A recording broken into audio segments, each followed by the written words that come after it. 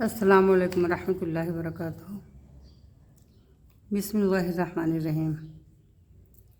شروع کرتا ہوں اللہ کے نام سے جو بہت بڑے مہربان نہایت رحم والے ہیں۔ تلاوت قرآن۔ قرآن شریف اللہ تعالیٰ کی بھیجی ہوئی کتاب ہے جو حضرت محمد مصطفیٰ صلی اللہ علیہ وسلم پر نازل ہوئی۔ بے شک قرآن دنیا کی سب سے زیادہ محفوظ کتاب ہے، اور کیوں نہ ہو، اللہ تعالیٰ نے اس کی حفاظت کا خود وعدہ فرمایا ہے۔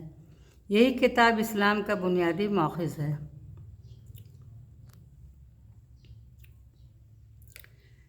پیارے نبی صلی اللہ علیہ وسلم کا ارشاد گرامی ہے، میری امت کے لیے سب سے بہتر عبادت قرآن کی تلاوت ہے۔ قرآن مجید کا پڑھنا باعث برکت، اس کا باعث سمجھنا باعث ہدایت، اور اس پر عمل کرنا باعث نجات ہے۔ چنانچہ نبی کریم صلی اللہ علیہ وسلم کا ارشاد ہے، تم میں سب سے اچھا آدمی وہ ہے جو قرآن پڑھے اور دوسروں کو سکھائے۔ قرآن شریف کی تلاوت ذوق و شوق سے دل لگا کر کیجیے۔ نبی کریم صلی اللہ علیہ وسلم نے فرمایا، بندہ تلاوت قرآن ہی کے ذریعے خدا کا سب سے زیادہ قرب حاصل کرتا ہے۔ اور آپ صلی اللہ علیہ وسلم نے تلاوت قرآن کی ترغیب دیتے ہوئے ارشاد فرمایا، جس شخص نے قرآن پڑھا اور روزانہ اس کی تلاوت کرتا رہتا ہے، اس کی مثال ایسی ہے جیسے مشک سے بھری ہوئی زنبیل کی اس کی خوشبو ہو چار سو مہک رہی ہے۔ اور جس نے قرآن پڑھا ہے لیکن متواتر اس کی تلاوت نہیں کرتا، تو اس کی مثال ایسی ہے جیسے مشک سے بھری ہوئی بوتل کی اس کو ڈھٹ لگا کر بند کر دیا گیا ہے۔ یہی وہ کلام پاک جو لوگوں کے لیے عبرت و نصیحت، گمراہی و ظلمت مٹانے کے واسطے روشنی و ہدایت ہے، جو رحمت بھی ہے، شفا بھی ہے، بشارت بھی اور نور بھی ہے، اور مکمل ضابطۂ حیات بھی ہے۔ حضرت ابو ذر غفاری رضی اللہ بیان کرتے ہیں کہ میں حضور صلی اللہ علیہ وسلم کی خدمت میں حاضر ہوا۔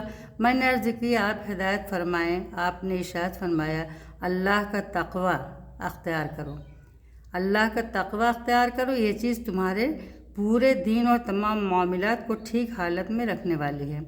میں نے کہا، کچھ اور فرمائیں۔ آپ صلی اللہ علیہ وسلم نے کہا، اپنے کو قرآن کی تلاوت اور اللہ عز و جل کے ذکر کا پابند بنا لو، خدا تمہیں آسمان پر یاد کرے گا اور دنیا کی زندگی کی تاریکیوں میں تمہارے لیے روشنی کا کام دے گا۔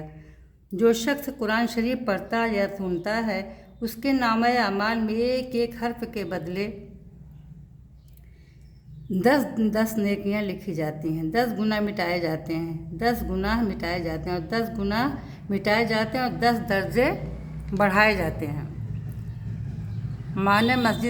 معنی سمجھ کر پڑھنے کی صورت میں ان کا اجر 2 چند ملتا ہے، اور نماز میں بیٹھ کر پڑھے یا سنے توفیق حرف 50 نیکیوں کا، اور کھڑا ہو کر پڑھے تو 100 نیکیوں کا ثواب ملتا ہے۔ قرآن پڑھنے اور سمجھنے والوں کے والدین کے سروں پر قیامت کے دن نور کا تاج رکھا جائے گا، اور اس کو نور کے تاج میں سورج کی روشنی سے زیادہ چمک ہوگی۔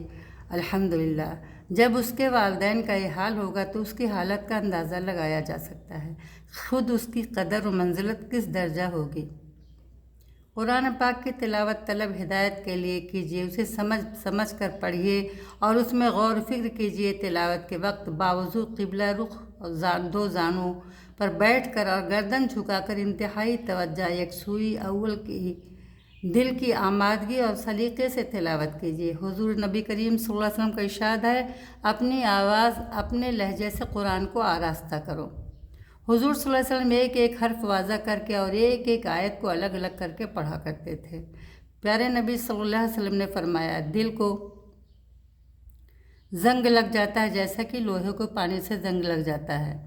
پوچھا گیا کہ دلوں کے زنگ کو دور کرنے والی چیز کیا ہے؟ آپ نے فرمایا کہ دل کا زنگ اس طرح دور ہوتا ہے کہ آدمی موت کو بہت یاد کرے اور دوسرے ایک ہی قرآن کی تلاوت کرے۔ اللہ تعالیٰ قرآن کو دن رات پڑھنے ہمیں قرآن کو دن رات پڑھنے اور اس پر عمل کرنے کی توفیق عطا فرمائے۔ السلام علیکم ورحمۃ اللہ وبرکاتہ۔ انشاءاللہ آئندہ